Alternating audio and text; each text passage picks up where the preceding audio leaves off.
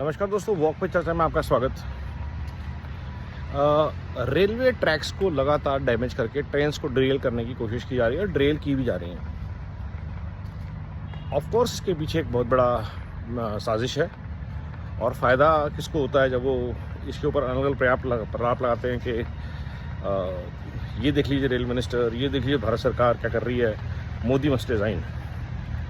अपने इस प्रयास में वो लोग भूल जाते हैं कि जिन असुरी शक्तियों को वो खड़ा कर रहे हैं देश को तबाह करने के लिए, देश के इंफ्रास्ट्रक्चर पे अटैक करने के लिए, ये असुरी शक्तियां एक बार नहीं कई बार इनके हाथों से बाहर जा चुकी हैं।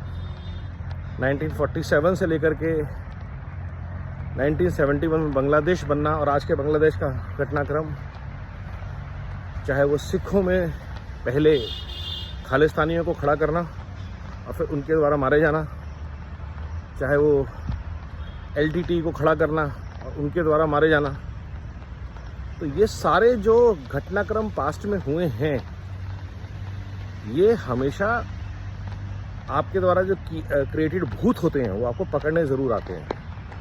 और ये इस लाल जिहाद आज के टाइम पे जो चल रहा है उसके किंग पिन को समझना चाहिए, उसके सपोर्टर्स को समझना चाहिए जो कहते हैं कि माइनॉरिटीज़ को टारगेट किया जा रहा है। पहली बात, there is nothing called minority, it is the second largest majority, और second largest majority और largest criminal network होने की जिम्मेदारी किसी जिम्मेदार मुस्लिम संगठन को उठानी पड़ेगी और उसको समाज के अंदर परिवर्तन की बात करनी पड़ेगी। नहीं तो ये नेता जो इतने सालों से आपको वोट बैंक की तरह यूज़ कर रहे हैं बर्बाद कर देंगे। और ये बात गांठ बांध दीजिए, मुस्लिम युवा को एक तो आबादी इतनी है, दूसरा वो स्किल्ड एक ही तरह से होते हैं, जॉब्स के लिए रेडी नहीं होते और उनकी एनर्जी को मिसयूज़ किया जाता है मदरसों में गलत टीचिंग्स देकर। और इसके हमारे पास कई एग्जाम्पल है। अभी एक मदरसे में नकली नोट छापने की मशीन मिली। आप सोचिए मदरसा, कभी आपने किसी स्कूल में, किसी कॉलेज में, किसी यूनिवर्सिटी में ऐसा होता है सुना है? क्यों मदरसों में ऐसा होता है? मदरसों में क्यों मौलवी रेप कर रहे हैं? मदरसों में ही क्यों ऐसी घटनाएं रिपोर्ट हो रही हैं, पत्थर चल रहे हैं वहाँ से? And all in the name of God, Allah के नाम पे सब कुछ हो रहा है और इन्हें शर्म भी नहीं आती। मतलब हो क्या रहा है ये? तो ये कहीं ना कहीं इस सेकंड लार्जेस्ट मेजॉरिटी के जितने भी जिम्मेदार लोग हैं उनको इकट्ठे होना पड़ेगा और ये समाज में परिवर्तन लाना पड़ेगा। उनको खुद डिमांड करनी पड़ेगी कि हम इंडिया के जो लॉ हैं, इंडिया के जो एजुकेशन सिस्टम है, भारत के जितने संविधान में दिए गए रेगुलेशंस हैं उनको हम फॉलो करेंगे और जो भी गलत बातें हुई हैं उनको हम चेंज करेंगे।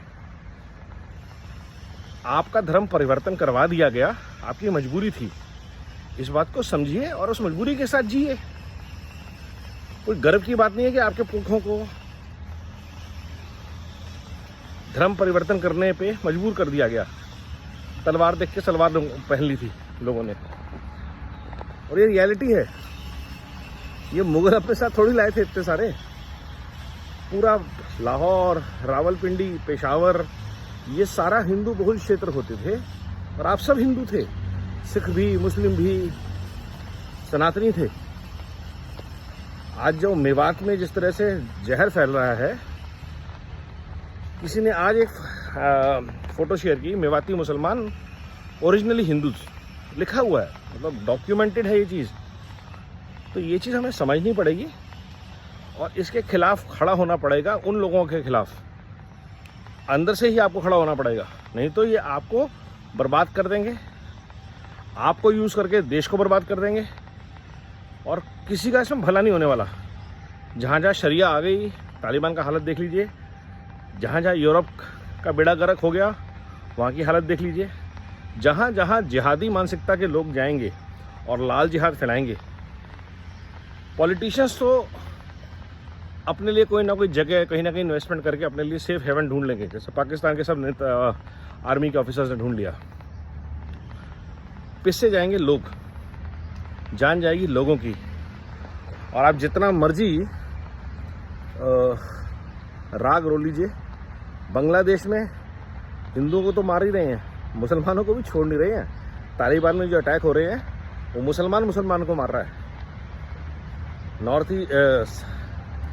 साउथ एशिया में जो आपका मिडल ईस्ट में जो भसड़ हो रही है उसमें मुसलमान ही मुसलमान को मार रहा है। ईरान और इराक दोनों मुसलमान हैं।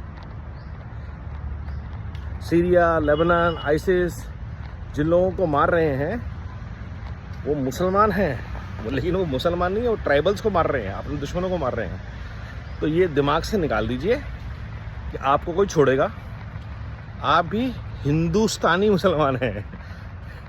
तो आप पहले हिंदू हैं, उसके बाद हिंदुस्तान है आपका, और फिर आप मुसलमान हैं। आपके लिए, उनके लिए आप कन्वर्टेड मुसलमान हैं। तो इतनी जान मत दीजिए।